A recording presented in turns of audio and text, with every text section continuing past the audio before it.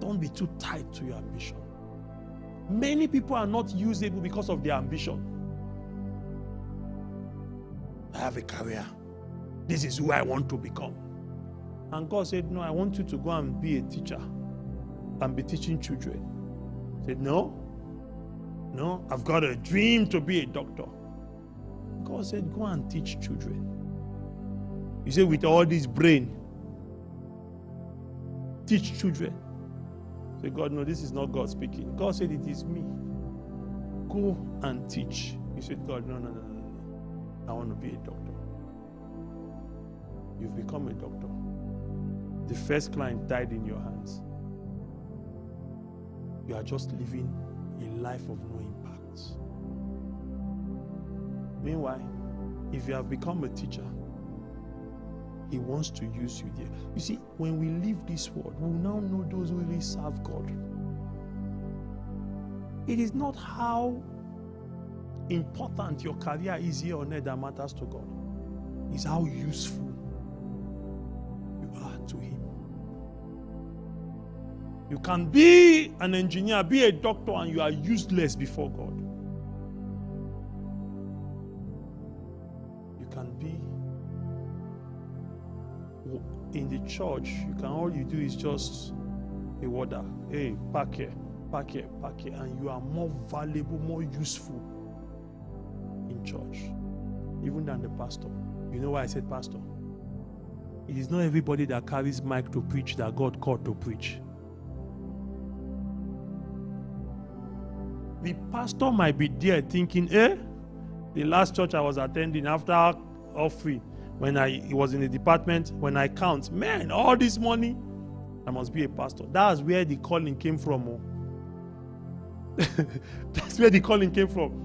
And ever since that night, he started having vision that he's preaching in the church. Listen, it's not all dreams that is from God, though. Your thoughts can generate a dream. Your thoughts. Your thoughts can generate a dream. You can say, I don't like this thing. And you start dreaming you rejecting that thing, and you said, God said I should reject it. You can have a thought and say, I like this thing. I like this car. And from that night, you start dreaming of that car. You say, you see, God want me to have this car. You just said, you visited your friend in one state. You say, man, this place is beautiful. This is the kind of place I want to live. And you come back to your state. From that day, you start dreaming, seeing yourself there. You say, see me, I'm moving out. God has been showing me to go to Miami. Hey, it was the bikini you saw. It was the bikini you saw that is calling you. You say, but I had a vision 3 times. Because you made that statement 3 times there, that I like this place, I like this place, I like this place. It's possible. Don't let your own desire lead you. Let God lead you. It might not make sense, but let Him lead you. Are you hearing me? Let Him lead you. When God brought me to Baltimore, I said, God, yeah?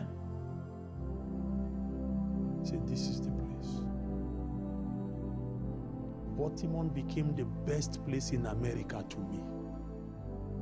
Somebody once asked me, how do you like this place? Wouldn't you like to stay here? I said, no.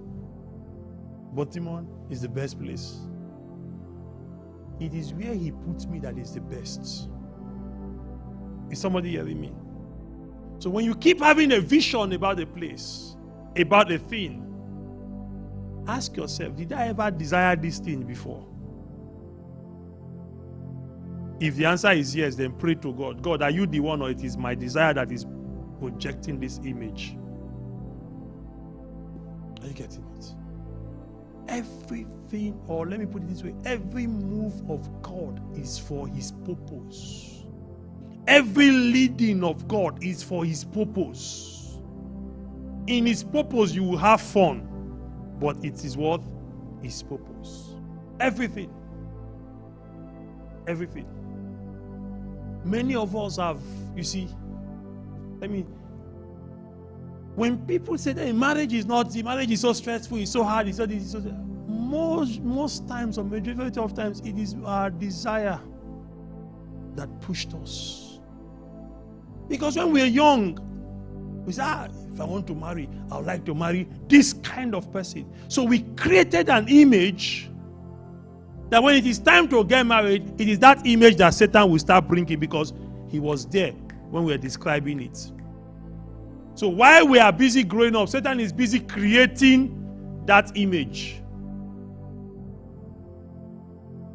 Knowing when we see that image, I'm telling you, we don't need to hear God again. We say, this is God has spoken. This is it. This is it. This is it. This is it. This is it. It's not God.